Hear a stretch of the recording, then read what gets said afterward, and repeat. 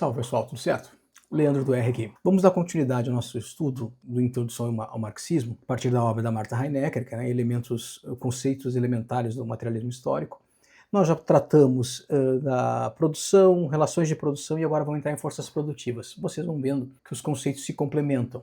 Então, assim, nós já tratamos do que são meios de trabalho, o que é objeto de trabalho, o que são meios de produção, a força de trabalho, e agora nós partimos para um conceito de forças produtivas, que é a junção da força de trabalho com os meios de produção. Vamos destrinchar mais coisas, vamos ver como essa produção vai se socializando, e esta é a grande contradição, que ela começa a se chocar com a estrutura jurídica que existe na sociedade, e aí começa o que se chama de motor das transformações. Por que dá esse choque de transformação? Porque as forças produtivas, elas precisam se expandir, e o sistema que existe vigente não permite.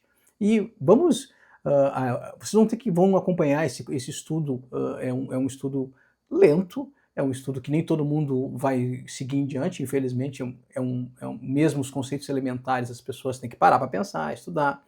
Se quiserem, me mandem mensagem que eu tenho a obra, tá? Eu tenho ela em PDF e posso disponibilizar para vocês, seja por e-mail, seja vamos conversar aqui que a gente vê uma forma de eu disponibilizar para vocês. Mas ele vai se expandindo, vai se complementando e vai fortalecendo, vai dando toda a estrutura das bases teóricas do materialismo histórico. É muito importante, gente, isso vai fazer vocês evoluírem do ponto de vista teórico muito. Vamos continuar, que vale a pena esse estudo. Forte abraço. Olá! No nosso papo de hoje, a gente vai mergulhar fundo num conceito que é chave para entender o materialismo histórico. As forças que, segundo essa teoria, são o grande motor das transformações na sociedade. Preparados? Então vamos lá! Pois é, essa é a pergunta, né?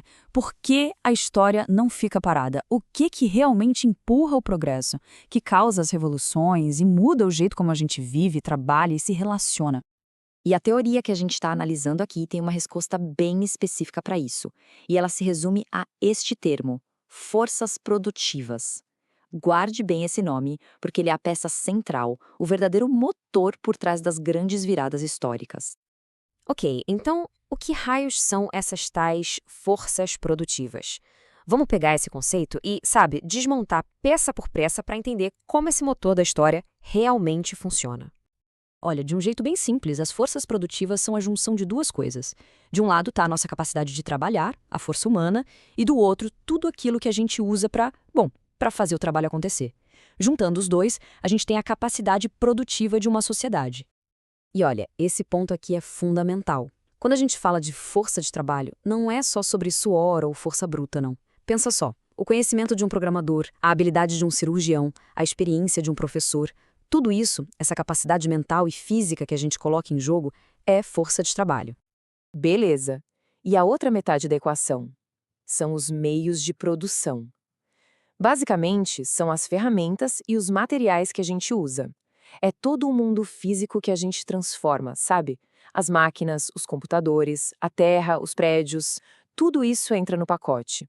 E dá para a gente detalhar isso ainda mais, para ficar bem claro.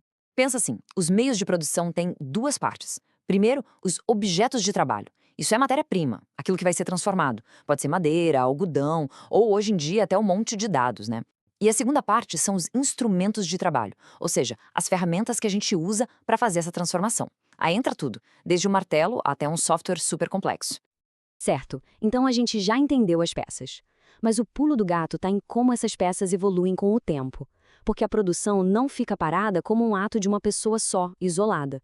Pelo contrário, ela vai se tornando uma coisa gigantesca, super complexa e interligada. E essa evolução é incrível de observar, né? A gente começa lá atrás com um artesão que fazia, sei lá, um sapato inteiro, sozinho, do começo ao fim. Depois a coisa evolui para uma oficina, onde vários artesãos já trabalham juntos. Daí vem a Revolução Industrial e bum! A fábrica. Agora ninguém mais faz o sapato inteiro. Cada um é só uma engrenagem. E hoje? Hoje a gente está num nível em que as peças desse mesmo sapato podem vir de 5 países diferentes, numa cadeia global. Então, qual é a grande lição aqui? É que, conforme a tecnologia e a organização avançam, o nosso trabalho fica cada vez mais interdependente, mais social. A produção deixa de ser algo individual para se tornar um esforço coletivo gigantesco. E é exatamente aqui que a coisa começa a ficar tensa. É aqui que a teoria apresenta o seu principal conflito.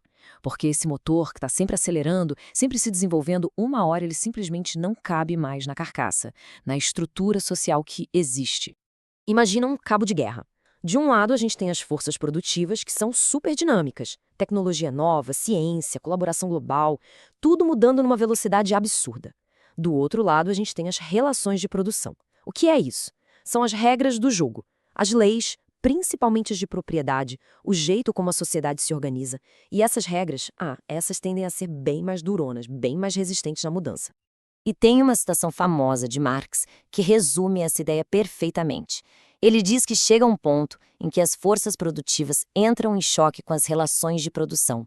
E essas relações, que antes ajudavam a desenvolver a produção, viram grilhões, viram correntes que prendem o progresso. E é essa briga, sabe? Esse choque entre o novo que quer nascer e o velho que não quer morrer, que a teoria aponta como o grande gatilho para as crises, para as revoluções, para as maiores viradas da história. É o tal motor em ação, forçando a sociedade a se reinventar. Beleza. Então a gente já tem um motor que é super dinâmico por si só. Mas e se eu disser que tem um elemento que pisa fundo no acelerador? Esse elemento é a ciência. Isso mesmo. A ciência não é só algo que acontece nos laboratórios. Ela entra no jogo e se torna ela mesma parte do motor produtivo. Pensa bem nas grandes viradas científicas. A máquina a vapor, a eletricidade, a computação.